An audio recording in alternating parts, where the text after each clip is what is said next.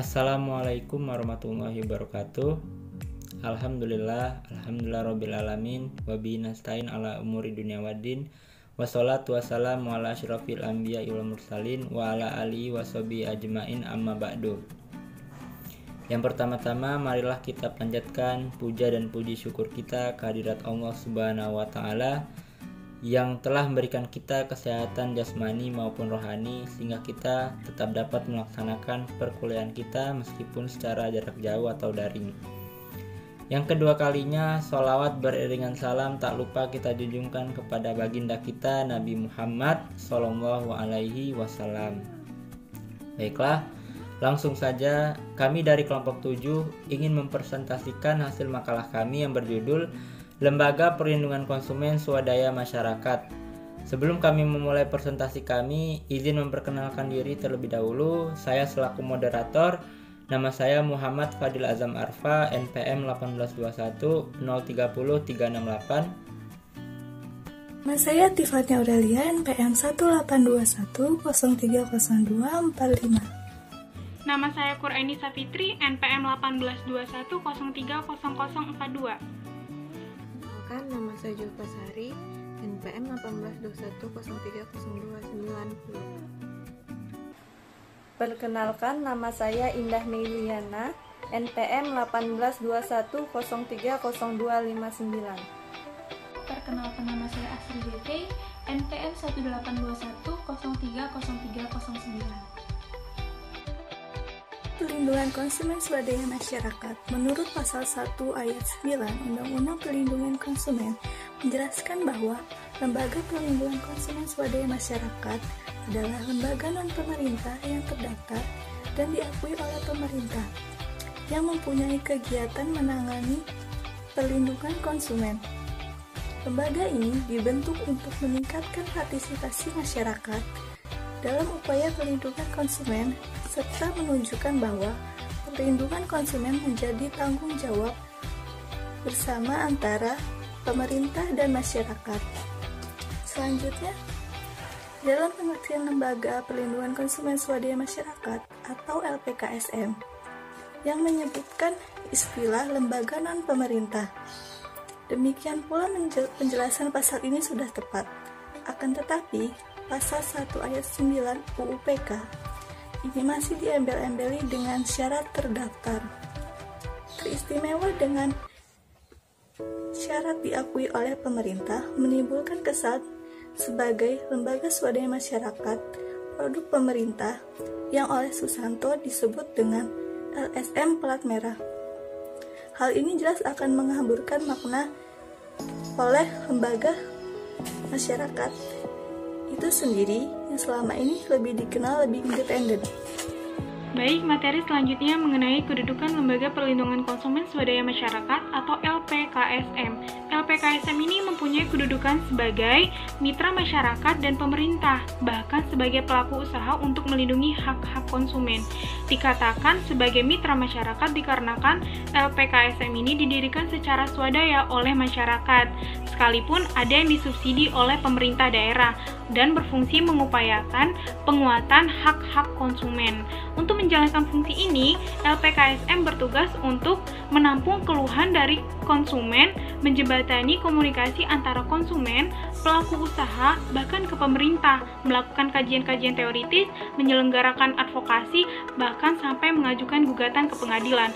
Selanjutnya, melalui berbagai perangkat hukum yang ada, lembaga swadaya masyarakat di bidang-bidang hukum terkait telah diberi kesempatan untuk mengajukan gugatan atas dasar idealisme yang diembannya. UU PK pun telah mengadopsi Pranata Legal Standing atau ius standi untuk LPKSM. Saya akan menjelaskan pembentukan Lembaga Perlindungan Konsumen Swadaya Masyarakat. Setelah diundangkan Peraturan Pemerintah Nomor 59 Tahun 2001 tentang Lembaga Perlindungan Konsumen Swadaya Masyarakat, maka dalam pasal 2 menentukan bahwa yang pertama, pemerintah mengakui LPKSM yang memenuhi syarat, yakni terdaftar pada pemerintah kabupaten atau kota, dan bergerak di bidang perlindungan konsumen, sebagaimana tercantum dalam anggaran dasarnya. Pendaftaran tersebut hanya dimaksud sebagai pencatatan dan bukan merupakan perizinan. Demikian pula bagi LPKSM yang membuka kantor perwakilan atau cabang di daerah lain, cukup melaporkan kantor perwakilan atau cabang tersebut kepada pemerintah kabupaten atau kota setempat dan tidak perlu melakukan pendaftaran di tempat kedudukan kantor perwakilan atau cabang tersebut. Yang kedua, LPKSM sebagaimana dimaksud dalam ayat 1 dapat dilakukan kegiatan perlindungan konsumen di seluruh wilayah Indonesia. Yang ketiga, tata cara pendaftaran LPKSM sebagaimana dimaksud dalam ayat 1 huruf A. Baiklah, saya akan membacakan materi tentang tugas Lembaga Perlindungan Konsumen Swadaya Masyarakat. Tugas Lembaga Perlindungan Konsumen Swadaya Masyarakat diatur dalam Pasal 44 Ayat 3 Undang-Undang Perlindungan Konsumen, yaitu sebagai berikut. A. Menyebar informasi dalam rangka meningkatkan kesadaran atas hak dan kewajiban dan kehati-hatian konsumen dalam mengonsumsi barang dan atau jasa. B. Memberikan nasihat kepada konsumen yang memerlukannya. C. Bekerja sama dengan instansi terkait dalam upaya mewujudkan perlindungan konsumen.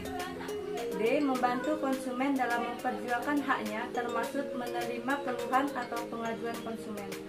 E. Melakukan pengawasan bersama pemerintah dan masyarakat terhadap pelaksanaan perlindungan konsumen. Di sini saya akan membacakan hasil dari analisis jurnal yang telah kelompok kami kerjakan. Jurnal yang kami ambil itu berjudul tentang perlindungan hukum bagi konsumen dalam pelayanan air bersih di PT Air Manado yang ditinjau dari Undang-Undang Nomor 8 Tahun 1999 tentang perlindungan konsumen.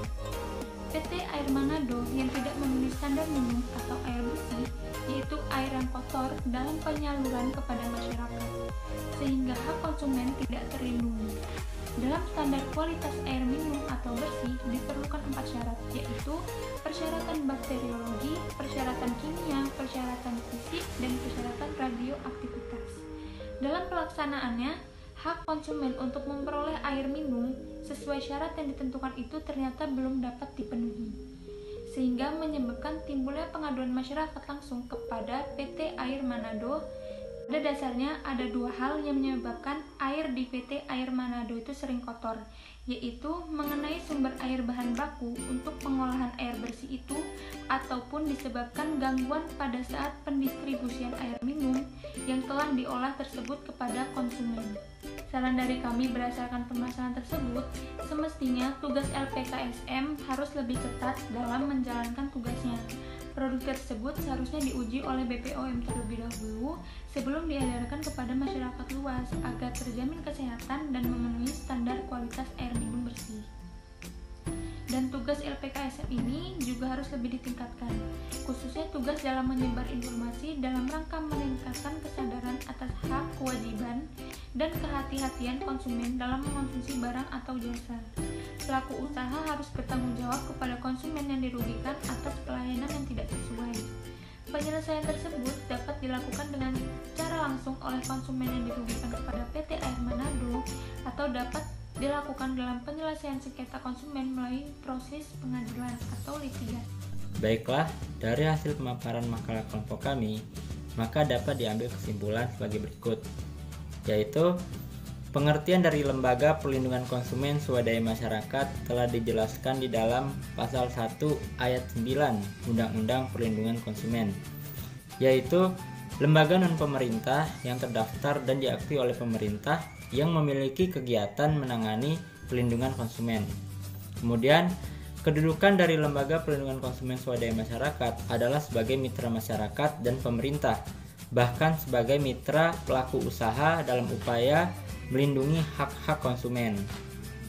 Kemudian, ketetapan dalam pembentukan Lembaga Perlindungan Konsumen Swadaya Masyarakat telah diatur di dalam Peraturan Pemerintah Nomor 59 Tahun 2001 tentang Lembaga Perlindungan Konsumen Swadaya Masyarakat.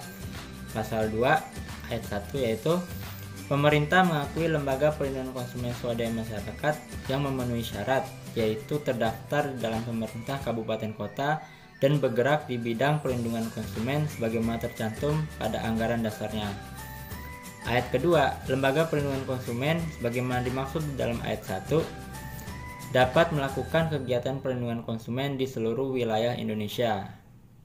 Kemudian ayat ketiga, tata cara pendaftaran lembaga perlindungan konsumen telah diatur lebih lanjut di dalam keputusan Menteri.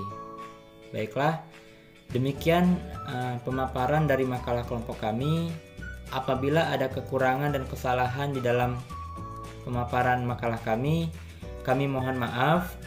Wabillahi taufiq wal hidayah, waridho wal inayah. Wassalamualaikum warahmatullahi wabarakatuh.